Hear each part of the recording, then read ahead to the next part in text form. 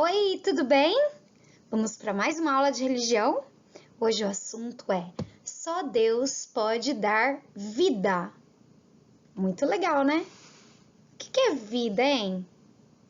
O que é um ser vivo? Você já parou para pensar? Então tá bom. Enquanto você pensa, vamos orar.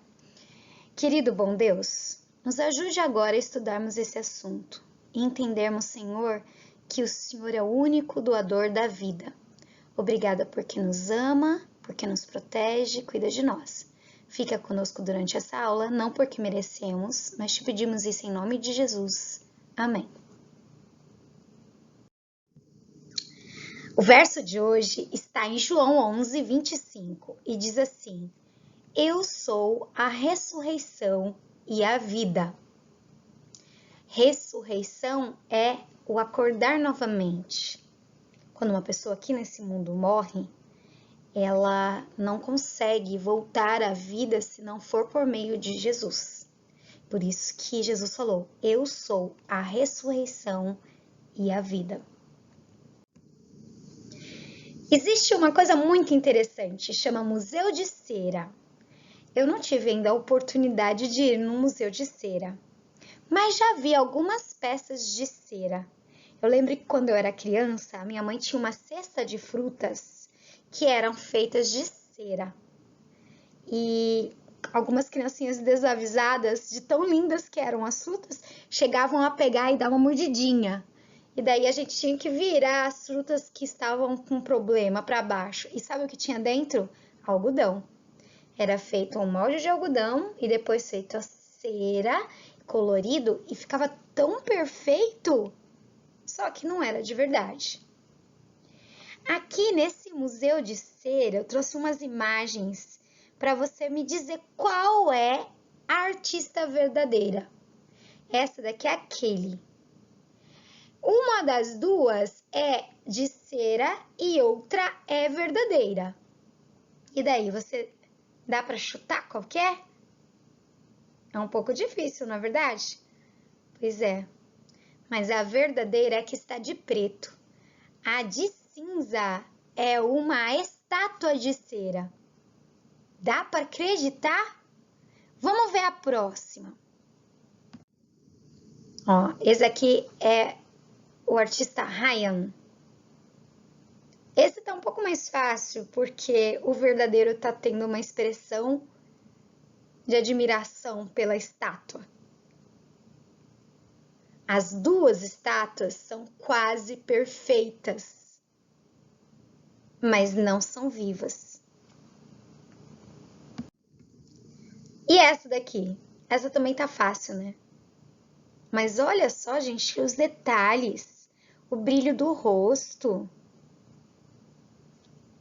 do pescoço, cabelo, tudo muito parecido, né?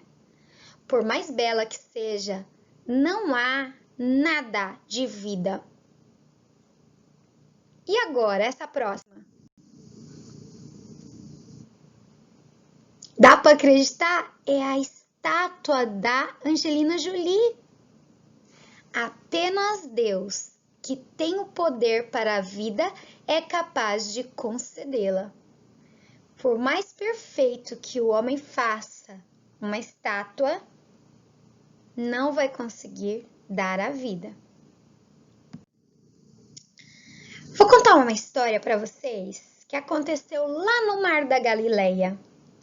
Essas fotos são fotos daquela região. O Mar da Galileia é bem bonito, ele é grande, é um lago bem grande, por isso que a gente chama de mar. Fica ali no Oriente Médio. Jesus era seguido por muitas pessoas. Todo mundo queria seguir Jesus para ouvir os seus ensinamentos, porque Jesus usava uma linguagem que eles entendiam perfeitamente, enquanto os outros mestres da época usavam palavras difíceis. Jesus pegava coisas que estavam acontecendo ali, com o passarinho, com a areia, com a planta, coisas que eles viam e era mais fácil de entender. Então ele tinha muitos seguidores, sempre estava rodeado de pessoas, mas não era só por isso. Sabe também por que eles seguiam o mestre? É porque eles queriam que Jesus curasse as pessoas. Às vezes eram problemas diversos de pele, de andar, de sangue, fraqueza emocional, espiritual, e eles buscavam Jesus para curar todos esses males. Enquanto Jesus falava, um homem no meio daquela multidão foi abrindo caminho e procurou chegar perto de Jesus. Era Jairo. Jairo era o chefe da sinagoga local. Naquela época, a sinagoga era uma das coisas mais importantes que tinha na cidade. Então, Jairo era um homem muito importante na cidade, já que ele era o chefe da sinagoga. Ele era influente, todo mundo ouvia ele, todo mundo respeitava ele.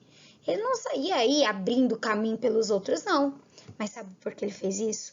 Ele estava aflito, porque sua filha estava muito doente e ele já tinha chamado os médicos, já tinha feito tudo e ele não via esperança para aquilo. Então, a única esperança que ele estava tendo era que Jesus fizesse um milagre e por isso que ele chegou ali naquele momento. Ele falou assim: Mestre, minha filhinha está morrendo. Por favor, venha, coloque a mão sobre ela para que ela sare e viva. Que fé que esse homem teve, né? Um homem tão importante, se ajoelhando ali perante Jesus e perante uma multidão de pessoas, pedindo misericórdia para que Jesus colocasse a mão na menininha. O coração de Jesus foi tocado. Ele sabia que era difícil ver um homem tão importante tomar uma atitude daquele. Ele entendeu que aquele homem estava realmente desesperado. Jairo deveria amar muito a filha. Então, Jesus aceitou e o acompanhou. Jairo estava com medo, sabe por quê?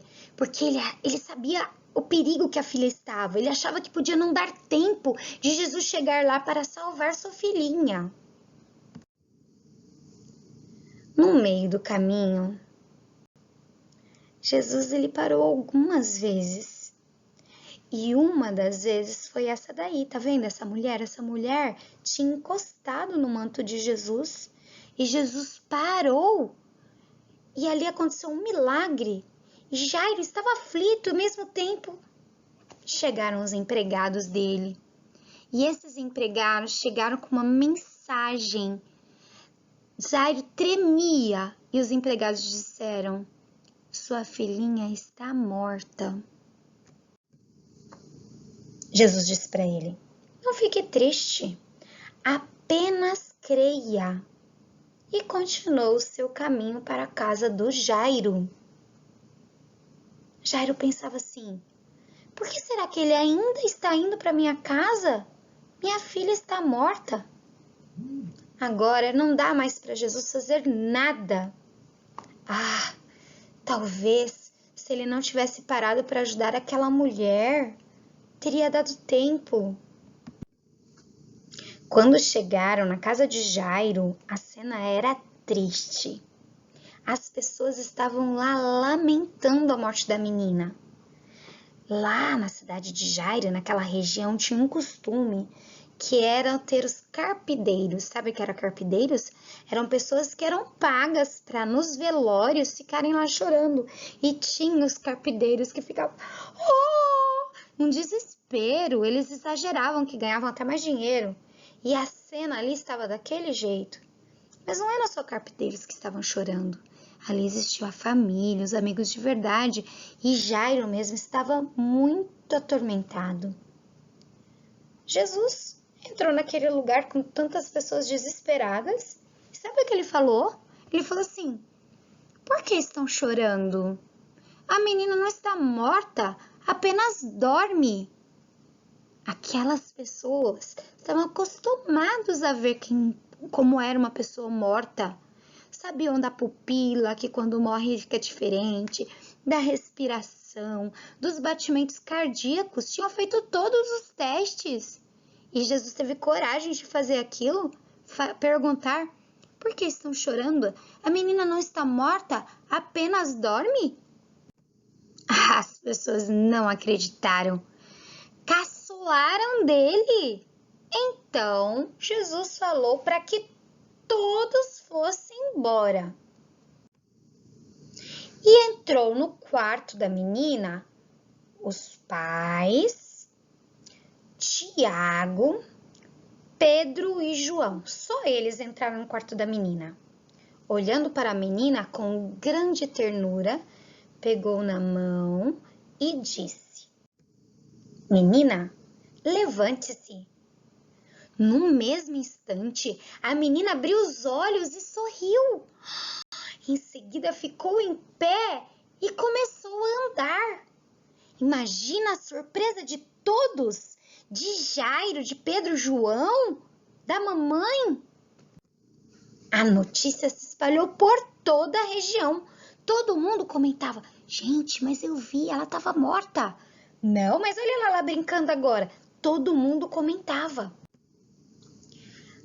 Só Jesus pode dar vida, mas Ele nos deu a inteligência para usar os elementos da natureza para amenizar e curar doenças. Você já ouviu falar nos 8 remédios da natureza? A luz solar, o ar puro, o repouso, a confiança em Deus, a temperança, o exercício físico, todos esses, a água. Pois é, Ele deu inteligência para a gente escolher bem, escolher o que comer, fazer atividade, repousar, dormir corretamente. Sabe, Deus nos deu os elementos da natureza para que a gente use com sabedoria. Às vezes a gente deve usar eles na forma natural, como um alimento ou usando para algum tipo de tratamento, mas algumas vezes o ser humano, com sua inteligência, pega esses elementos da natureza e os transformam em remédio. E esses remédios depois a gente também pode usar conforme for a orientação dos médicos, tá bom? Nunca você deve tomar remédio sem a mãe ou o médico te falar para tomar, combinado? Vamos orar agradecendo a Deus porque Ele nos deu o dom da vida? Querido bom Deus, muito obrigada, Senhor, porque o Senhor é um Pai poderoso e cuidou da gente. Obrigado por essa história de Jairo, que o Senhor cuidou tão bem dessa menininha e naquele momento ela pôde ser um exemplo de que o Senhor pode dar a vida e restaurá-la. Muito obrigada por tudo. Te pedimos e agradecemos em nome de Jesus. Amém.